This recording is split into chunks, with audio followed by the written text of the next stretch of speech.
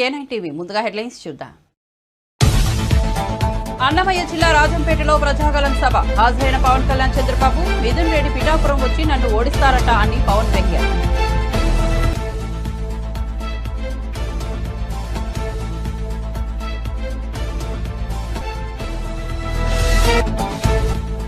పులివెందులలో nomination వేసిన CM Jagan.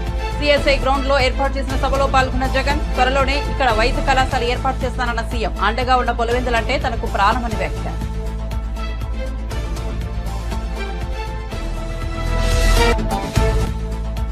Raghunandan రావును గెలిపించండి, తెలంగాణలో 12 సీట్లు ఇవ్వండి అన్న అమిత్ షా. నరేంద్ర మోదీని మూడోసారి ప్రధాని చేద్దామని అమిత్ షా పిలుపు. అయోధ్య రామ మందిరం కోసం కశ్మీర్ ను భారత్ లో అంతర్భాగం చేసేందుకు మోదీ కృషి చేశారని ప్రశంస. రేపు 10 గంటలకు రాజీనామా లేఖతో వస్తున్నాను, రేవంత్ రెడ్డి సిద్ధమా, దమ్ముంటే రా అన్న హరీష్ రావు. మన ఇద్దరి రాజీనామా లేఖలను మేధావుల చేతికి ఇద్దామన్న హరీష్ రావు. హామీలు నెరవేరిస్తే నా రాజీనామా లేఖను వారే స్పీకర్ కి ఇస్తారన్న బీఆర్ఎస్ నేత.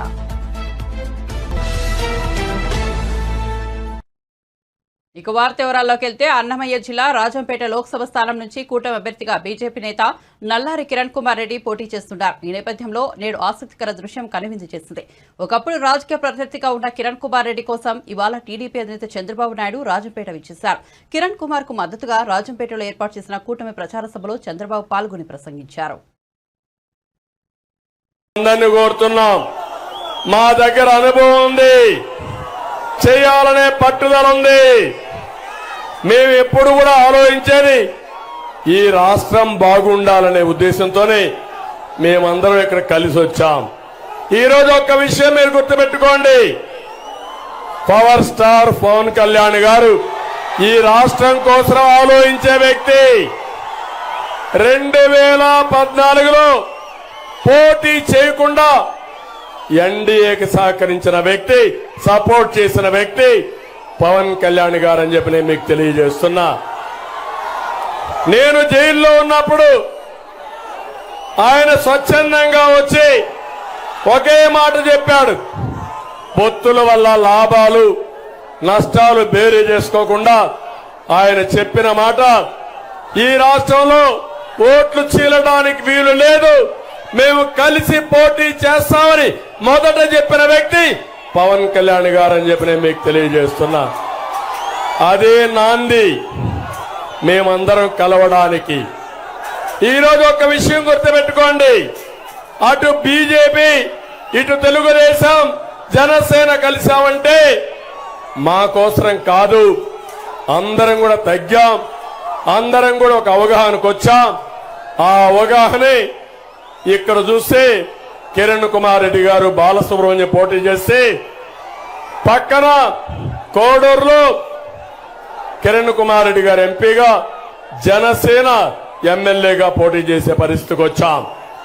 అందుకే నేను మిమ్మల్ని అందరినీ కోరుతున్నాను, తప్పుడు మాటలు మాట్లాడుతున్నారు. కిరణ్ కుమార్ రెడ్డి గారు సీఎంగా ఉన్నప్పుడు ఏ ముస్లిం సోదరులకైనా అన్యాయం జరిగిందా తమ్ముళ్ళు నేను అడుగుతున్నా.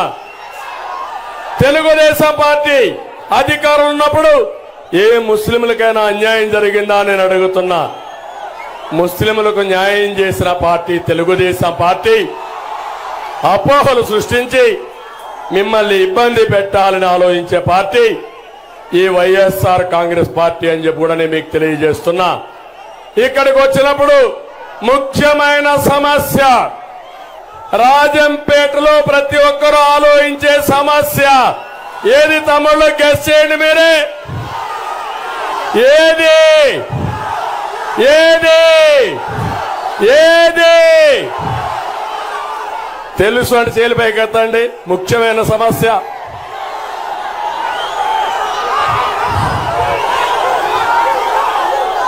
ఏ సమస్య? గట్టిగా మీరే చెప్పండి, చెప్తాను, ఆన్సర్ చేస్తాను. జిల్లా సమస్య. అవునా తమ్ముళ్ళు? అవునా ఆడబిడ్డలు? అవునంటే జైలు పైకి ఎత్తండి. మీరందరూ బాధపడుతున్నారా? అన్యాయం జరిగిందా లేదా? జరిగిందా లేదా? జరగడానికి పాపాల పెద్దిరెడ్డి కారణం అవునా కాదా? మీకు జిల్లా కావాలనా లేదా? న్యాయం కావాలనా లేదా? కావాలనా? కావాలి. ఇంట్లో పడుకోండి. ఒకటే చెప్తున్నా, ఈ జిల్లా వాసి కిరణ్ కుమార్ రెడ్డి గారు, నేను పక్క జిల్లా వాసిని. ఇప్పుడు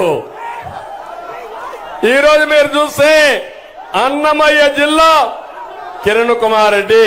రాజంపేటలో కూటమి అభ్యర్థిగా లోక్సభ స్థానానికి పోటీ చేస్తున్న బీజేపీ నేత కిరణ్ కుమార్ రెడ్డి కోసం జనసేనాని పవన్ కళ్యాణ్, టీడీపీ అధినేత చంద్రబాబు ప్రచారానికి వచ్చారు. ఈ సభలో పవన్ కళ్యాణ్ ప్రసంగిస్తూ సిట్టింగ్ ఎంపీ మిథున్ రెడ్డి ప్రస్తావన తెచ్చారు.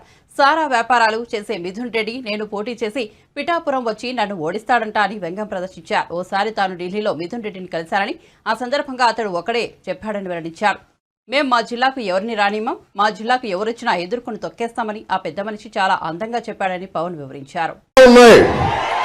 ఎలక్షన్ వస్తే పెద్దిరెడ్డి మిథున్ రెడ్డి మీద కోపం చూపించు. పెద్దిరెడ్డి మిథున్ రెడ్డి మీద, వాళ్ళ తమ్ముడి మీద, ఆకిపాటి అమర్నాథ్ రెడ్డి గారి మీద, వాళ్ళ మీద చూపించండి. వాళ్ళ మీద కసి చూపించండి. మార్పు తీసుకురండి. కూటమి ప్రభుత్వాన్ని తీసుకురండి. 10,000 కోట్ల రూపాయలు జీఎస్టీ కొట్టిన కూటమి ఈ బిల్లు. ఈ గుంపు 10,000 కోట్ల రూపాయలు జీఎస్టీ కొట్టారు. ఇది ఏదైనా మాట్లాడితే రౌడీజం తగ్గిపోయింది, ఫ్యాక్షనిజం తగ్గిపోయిందంటే పెద్దిరెడ్డి రామచంద్రారెడ్డి కలిసి మళ్ళీ రౌడీజం, మళ్ళీ ఫ్యాక్షనిజం పట్టుకొచ్చారు. మరి ఏం తీసుకురావాలి? కూటమి ప్రభుత్వాన్ని తీసుకురావాలి. ఫ్యాక్షనిజం పోవాలి. రౌడీజాన్ని ఉక్కుపాదంతో కింద తొక్కాలి అంటే మనకి కూటమి ప్రభుత్వం రావాలి. కిరణ్ కుమార్ రెడ్డి గారు ఎంపీ కావాలి. బాలసుబ్రహ్మణ్యం గారు ఎమ్మెల్యే కావాలి.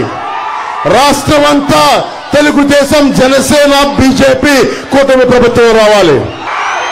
ఇలా రౌడీజం లిస్టు చదువుతా ఉన్నాం. అంగళ్ళల్లో చంద్రబాబు గారి మీద కేసులు పెట్టారు. రౌడీజం ఏ స్థాయికి వెళ్ళిపోయిందంటే పుంగనూరులో 3 పంచాయతీలు తప్ప అన్ని ఏకగ్రీవం చేసుకున్నారు. ఇసుక టెప్పర్ మీద వీళ్ళ పేరుంటే బెంగళూరు దాకా ఎవరు ఆపే హక్కు లేదు. పులిపర్ల మండలంలో మీలాంటి ఒక సగటు మనిషి, సామాన్యమైన కార్యకర్త అడిగితే 2 చేతులు ఎరగొట్టారు మిథున్ రెడ్డి గారి ప్రజలు, మనకి పెద్దిరెడ్డి గారి మనుషులు. బోరగమంద పంచాయతీలో ఒక కార్యకర్తకి అడ్డగోలుగా 2 కాళ్ళు నరికేశారు. ఏంటి దందా అని అడిగితే మరి మార్చాలా లేదా? పెద్దిరెడ్డి రామచంద్రారెడ్డి గారిని, మిథున్ రెడ్డి గారిని కిందకి తీసుకురావాలా లేదా? మీకుందా కోపం?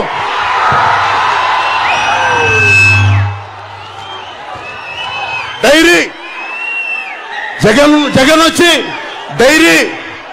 డైరీ హెరిటేజ్ డైరీ అడ్డగోలుగా తీసేస్తున్నారని చెప్పి అమూల్ డైరీని తీసుకొచ్చారు. మాట్లాడితే క్లాస్ వార్ అని మాట్లాడే జగన్ రెడ్డి హెరిటేజ్ పరిశ్రమని, చాలా మంది డిపెండ్ అయిన హెరిటేజ్ పరిశ్రమను దెబ్బకొట్టాలని అమూల్ను తీసుకొచ్చి, అమూల్ మట్టుకు వాళ్ళు ఉంటున్న పెద్దిరెడ్డి గారు, మిథున్ రెడ్డి గారు ఉంటున్న ఏరియాలోకి మళ్ళీ అమూల్ రాకూడదు. మళ్ళీ అన్నిటికంటే దారుణంగా పెద్దిరెడ్డి గారి శివశక్తి డైరీ,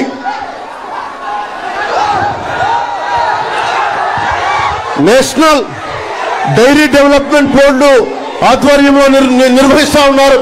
మహిళా సంఘాలు నిర్వహిస్తున్న శ్రీజ డైరీ 2018 వరకు సోమల మండలంలో 5,000 లీటర్ల పాలని సేకరించేవాళ్ళు. కానీ వాళ్ళను కూడా భయపెట్టి ఈ రోజున వాళ్ళను కూడా ఆఫ్ చేయించేశారు. జగన్ మాట్లాడే క్లాస్ వారు ఎక్కడ? సగటు మనిషి ఆడపడుచులు పొట్టే జగన్, నీకు క్లాస్ వార్ గురించి మేమంతా సిద్ధం బస్సు యాత్రను బుధవారంతో ముగియనించనున్న ఏపీ ముఖ్యమంత్రి వైఎస్ జగన్మోహన్ రెడ్డి తాజాగా గురువారం పులివెందులలో పర్యటించారు. అనంతరం అక్కడ పార్టీ అభ్యర్థిగా నామినేషన్ వేశారు. తొలుత పులివెందులలోని సిఎస్ఐ గ్రౌండ్ లో ఏర్పాటు చేసిన బహిరంగ సభలో పాల్గొన్న సీఎం అక్కడి నుంచి నేరుగా రిటర్నింగ్ ఆఫీసర్ కార్యాలయానికి వెళ్లారు. అక్కడ జగన్ నామినేషన్ వేశారు. నామినేషన్ పత్రాలను పులివెందుల ఆర్వోకు అందజేశారు. అంతకుముందు పులివెందులలో నిర్వహించిన ఓ బహిరంగ సభలో సీఎం జగన్ మాట్లాడారు. తన చిన్నాన్న వివేకానందరెడ్డి హత్య చేసింది ఎవరో బయట ప్రపంచానికి తెలుసన్నారు. వారితోనే తన చెల్లెళ్లు జతకట్టారని విమర్శించారు. అవినాష్ ఏ తప్పు చేయలేదు కాబట్టి మళ్లీ టికెట్ ఇచ్చారని చెప్పుకొచ్చారు. అవినాష్ జీవితాన్ని కొందరు నాశనం చేయాలని చూస్తున్నారని తెలిపారు. చంద్రబాబు అడుకో కూటమి తనపై దుష్ప్రచారం చేస్తున్నారని జగన్ అన్నారు. రాజకీయాలు ఏ స్థాయికి పతనమైపోయాయో గమనించమని కోరుతా ఉన్నా.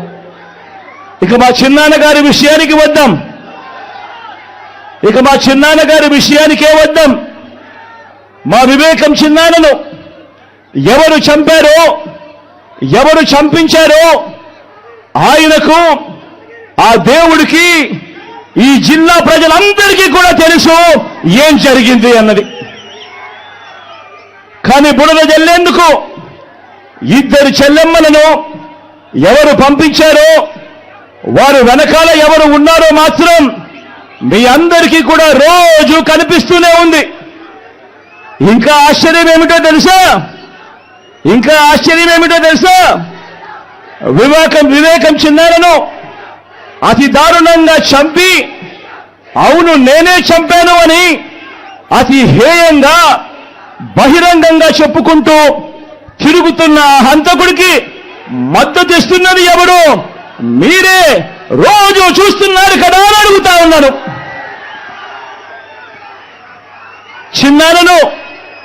చిన్నారను అన్యాయంగా ఎమ్మెల్సీ ఎన్నికల్లో ఓడించిన వారితోనే, సంఖ్యాబలం లేకపోయినా కూడా ప్రలోభాలతో, అధికార బలంతో ఓడించిన వారితోనే ఈరోజు చట్టా పట్టాలు వేసుకొని తిరుగుతా ఉన్నారు అనంటే దానికి అర్థమేమిటి అని చెప్పి ఈ సందర్భంగా అడుగుతా ఉన్నా.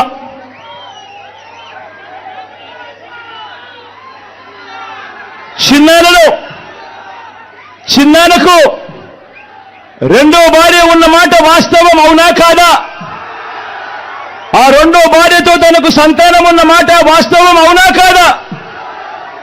అవినాష్ అక్కడికి ఎవరు ఫోన్ చేస్తే వెళ్ళాడు వంటి అనేక ప్రశ్నలు అవినాష్ తన అనేక ఇంటర్వ్యూస్లో, తన ప్రెస్ కాన్ఫరెన్స్లో తాను లేవనెత్తిన ప్రశ్నలు సహేతుకమే కదా అని చెప్పి ఎవరైనా అవినాష్ వైపు ఎవరైనా మాట్లాడితే చాలు వెంటనే వారి మీద కూడా అడ్డగోలు ఆరోపణలు చేస్తూ కుట్ర రాజకీయాలు చేస్తా ఉండడం ధర్మమేనా అని చెప్పి ఈ సందర్భంగా ప్రతి ఒక్కరిని కూడా అడుగుతా ఉన్నా. ఆలోచన చేయమని చెప్పి ప్రతి ఒక్కరిని కూడా అడుగుతా ఉన్నా. ఇలా చిన్నాన్నను ఓడించిన వారిని గెలిపించాలని తిరగడం కంటే దిగజారుడు రాజకీయాలు ఎక్కడైనా ఉంటాయా అని చెప్పి ఈ సందర్భంగా అడుగుతా ఉన్నా. మరో వంక కాంగ్రెస్ పార్టీకి ఓట్లు ఎన్నొచ్చాయి. మరో వంక నోటాకు వచ్చినన్ని ఓట్లు కూడా రాని కాంగ్రెస్ పార్టీతో, రాష్ట్రాన్ని విడగొట్టిన కాంగ్రెస్ పార్టీతో,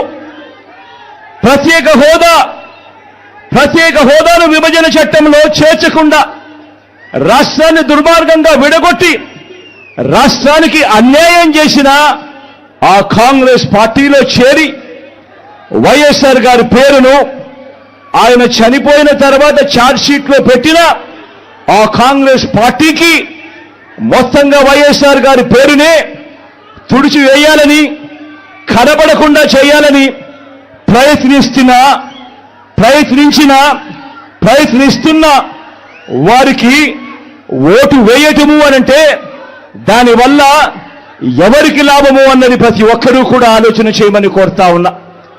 అటువంటి కాంగ్రెస్ పార్టీకి ఓటు వేస్తే, మన ఓట్లు చీలిస్తే, దేశంలో ఎస్సీ, ఎస్టీ, ఓబీసీలకు రాజ్యాంగం కల్పించిన రిజర్వేషన్ల రద్దుకు భారతీయ జనతా పార్టీ కుట్ర చేస్తోందని తెలంగాణ ముఖ్యమంత్రి రేవంత్ రెడ్డి ఆరోపించారు. కాంగ్రెస్ పై దుష్ప్రచారం చేసి ఎలాగైనా గెలవాలని బీజేపీ చూస్తోందని అన్నారు. కేంద్రంలోని నరేంద్ర మోదీ నేతృత్వంలోని ఎన్డీఏ పాలనపై గురువారం గాంధీభవన్లో ఛార్జిషీట్ విడుదల చేశారు. ఈ సందర్భంగా రేవంత్ రెడ్డి మాట్లాడుతూ మోదీ సర్కార్ దేశంలోని కార్పొరేట్ సంస్థలకు లొంగిపోయి పనిచేస్తుందన్నారు. గత ప్రధానులందరూ కలిసి 54 లక్షల కోట్ల అప్పులు చేస్తే ప్రధాని మోదీ మాత్రం 113 లక్షల కోట్ల అప్పులు చేశారని చెప్పారు. అంటే ఒక నరేంద్ర మోడీ గారే మోర్ దాన్ డబుల్, రెండింతల అప్పులు చేసిండు. ఈరోజు దేశం మీద ఉన్న అప్పుల భారము 168 లక్షల కోట్లు.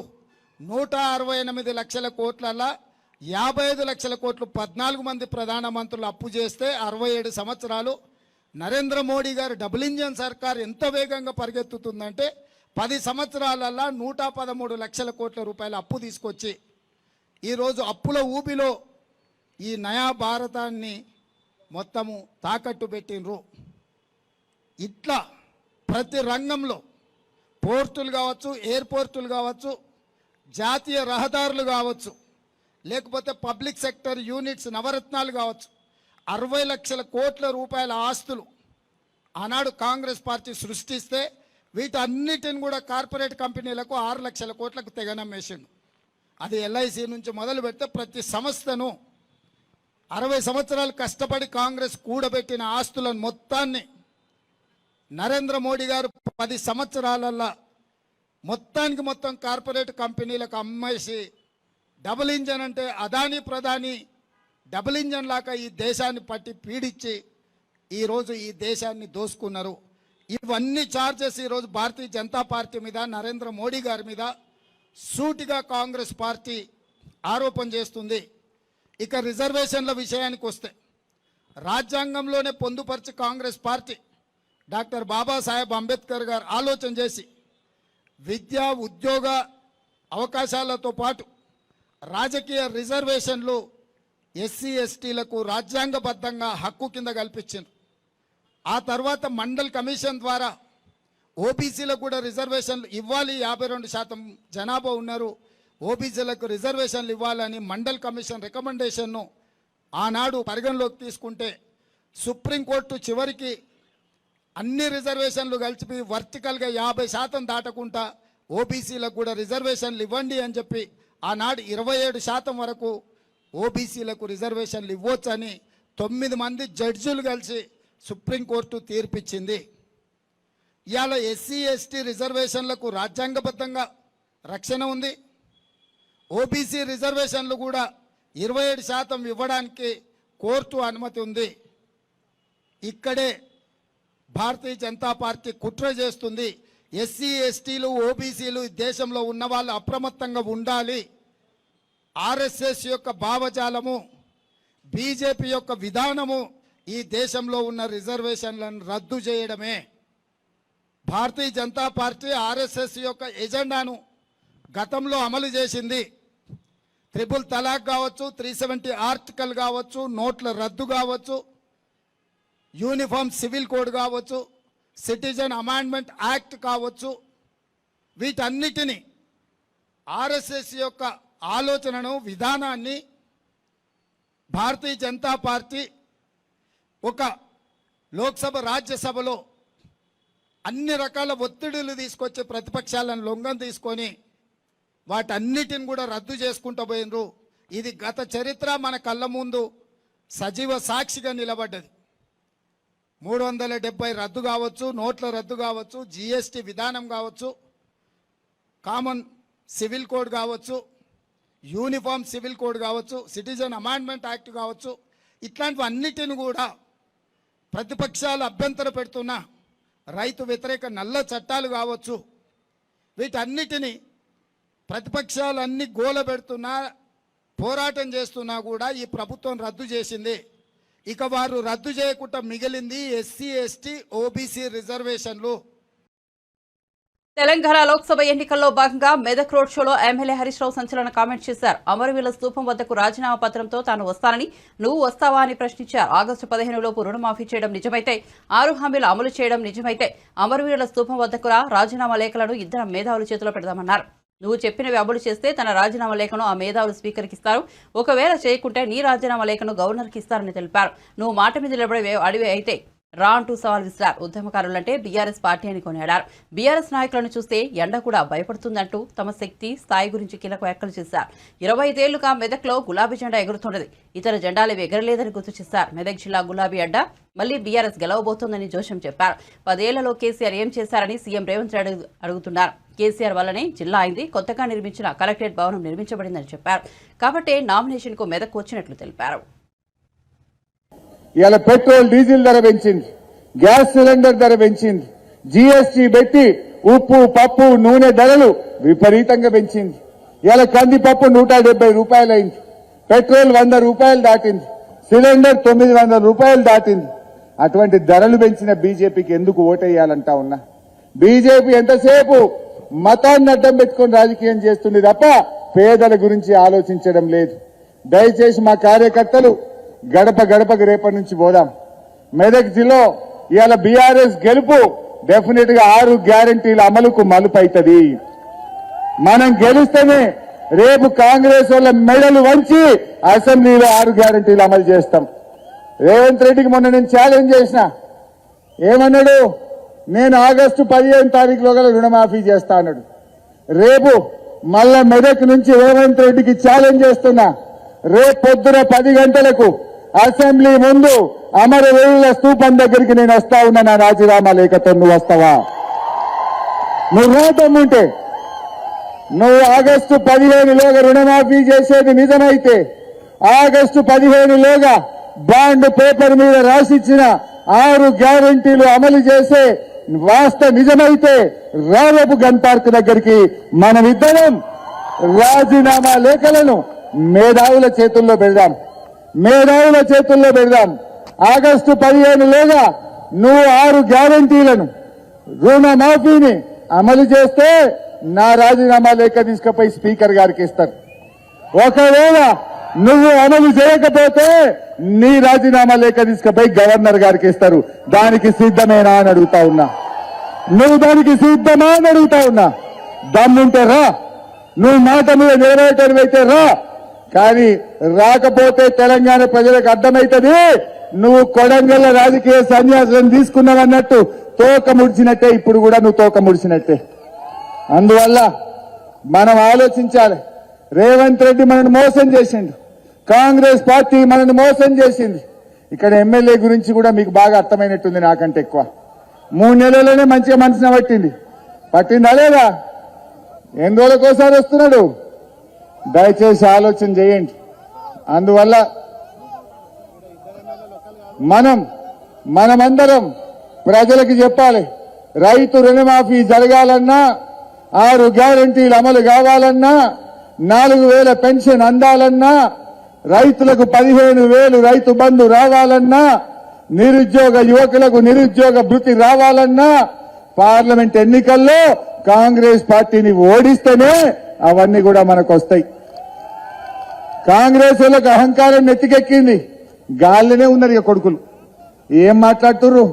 గాలిలో మాట్లాడుతున్నారు కొడుకులు. వాళ్ళను భూమి మీదికి తేవాలంటే, కాంగ్రెస్ వాళ్ళని భూమి మీదికి తేవాలంటే వెంకట్రామరెడ్డి గారిని పార్లమెంట్ కు పంపాలి. మెదక్ నుంచి పార్టీ అభ్యర్థి రఘునందన్ రావును భారీ మెజార్టీతో గెలిపించాలని కేంద్ర హోంశాఖ మంత్రి అమిత్ షా విజ్ఞప్తి చేశారు. తెలంగాణలో బీజేపీని కనీసం 12 లోక్సభ స్థానాల్లో గెలిపించాలన్నారు. లోక్సభ ఎన్నికల్లో ఎన్డీఏ కూటమి 400 స్థానాల్లో విజయం సాధిస్తుందని ధీమా వ్యక్తం చేశారు. నరేంద్ర మోదీని 3వ ప్రధానిని చేద్దామని పిలుపునిచ్చారు. సిద్దిపేటలో ఏర్పాటు చేసిన బీజేపీ విశాల జనసభ బహిరంగ సభలో ఆయన పాల్గొన్నారు. ఈ సందర్భంగా అమిత్ షా మాట్లాడుతూ అయోధ్యలో రామ మందిరం కోసం ప్రధాని మోదీ కృషి చేశారన్నారు. కశ్మీర్ను భారత్లో శాశ్వతంగా అంతర్భాగం చేసేందుకు మోదీ ఎంతో చేశారన్నారు. తెలంగాణలో విమోచన దినోత్సవం నిర్వహించాల్సి ఉందన్నారు. మజ్లిస్ పార్టీకి భయపడి బీఆర్ఎస్ కాంగ్రెస్ ప్రభుత్వాలు విమోచన దినోత్సవం నిర్వహించడం లేదని ఆరోపించారు. బీజేపీ వచ్చాక సెప్టెంబర్ 15న తప్పకుండా విమోచన దినోత్సవాన్ని నిర్వహిస్తామని హామీ ఇచ్చారు. मोदी जी को 400 पार कराना है या नहीं कराना है? कराना है तो एम रघुनंदन राव को कमल के निशान पर वोट देकर आपका एक एक वोट जो एम रघुनंदन राव को मिलेगा वो मोदी जी को प्रधानमंत्री बनाने के काम में आएगा। भाई और बहनों, ये 10 साल में हमने ढेर सारे देश के लंबे समस्या को समाप्त करने का काम किया है। मुझे बताओ मेडक वालों, अयोध्या में राम मंदिर बनना चाहिए या नहीं बनना चाहिए? जोर से बोलो, बनना चाहिए या नहीं बनना चाहिए? ये कांग्रेस पार्टी, टीआरएस पार्टी जरा भी नहीं चाहती थी कि अयोध्या में राम मंदिर बने। नरेंद्र मोदी जी ने एक 5 साल में केस भी जीता, भूमि पूजन भी किया और प्राण प्रतिष्ठा कर कर जय श्री राम कर दिया। भाई और बहनों, मोदी जी ने धारा 370 हटाकर कश्मीर को हमेशा के लिए भारत के साथ जोड़ने का काम नरेंद्र मोदी जी ने कहा। मुझे बताओ, कश्मीर भारत का हिस्सा है या नहीं है? मेडक वालों, जोर से बोलो, है या नहीं है? ये टीआरएस और कांग्रेस पार्टी दोनों ने यहां पर भ्रष्टाचार किया है। भाई और बहनों, इतने कम समय में कांग्रेस पार्टी ने तेलंगाना को दिल्ली का एटीएम बनाकर रख दिया है। जो टीआरएस ने भ्रष्टाचार किया था, वो भ्रष्टाचार का, चाहे कालेश्वरम का हो, चाहे भूमि घोटाला हो, एक की भी जांच कांग्रेस पार्टी नहीं कर रही है। टीआरएस और कांग्रेस पार्टी दोनों मिले हुए हैं। और अगर मैं आज कहकर जाता हूं, आप तीसरी बार मोदी जी को प्रधानमंत्री बनाओ, मोदी जी तेलंगाना को ये भ्रष्टाचार से मुक्त कराने का काम नरेंद्र मोदी जी करेंगे। भाई और बहनों, मुझे बताओ कि यहां पर तेलंगाना विमोचन दिन मनाना चाहिए या नहीं मनाना चाहिए? जोर से बोलो, मनाना चाहिए या नहीं मनाना चाहिए?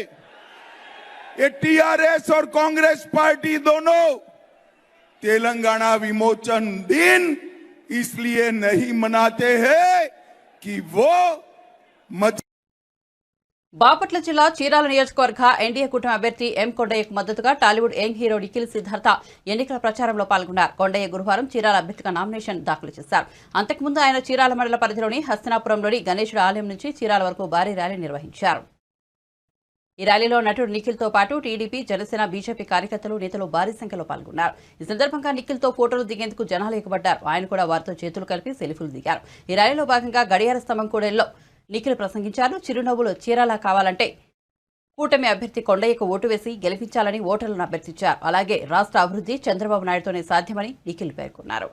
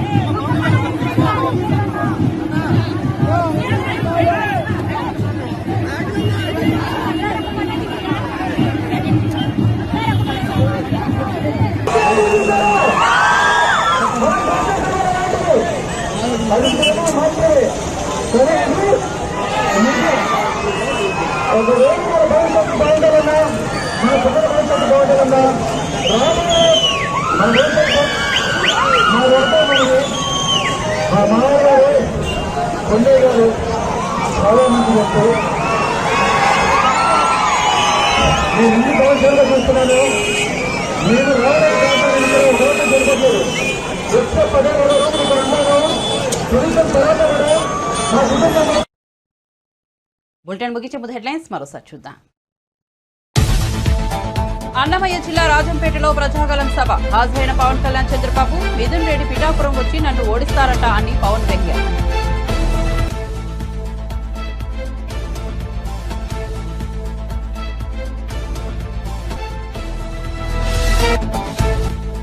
పులివెందులలో నామినేషన్ వేసిన సీఎం జగన్. సిఎస్ఐ గ్రౌండ్ లో ఏర్పాటు చేసిన సభలో పాల్గొన్న జగన్ త్వరలోనే ఇక్కడ వైద్య కళాశాల ఏర్పాటు చేస్తానన్న సీఎం. అండగా ఉన్న పులివెందులంటే తనకు ప్రాణమని వ్యాఖ్య.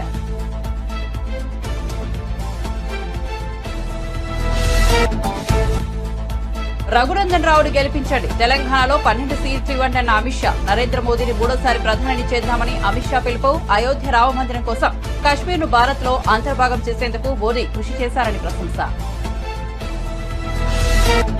రేపు 10 గంటలకు రాజీనామా లేఖతో వస్తున్నాను, రేవంత్ రెడ్డి సిద్ధమా? దమ్ముంటే రా అన్న హరీష్ రావు. మన ఇద్దరి రాజీనామా లేఖలను మేధావుల చేతికిద్దామన్న హరీష్ రావు. హామీలు నెరవేరిస్తే నా రాజీనామా లేఖను వారే స్పీకర్కి ఇస్తారన్న బీఆర్ఎస్ నేత. మరిన్ని అప్డేట్స్ కోసం చూస్తూనే ఉండండి A9 TV.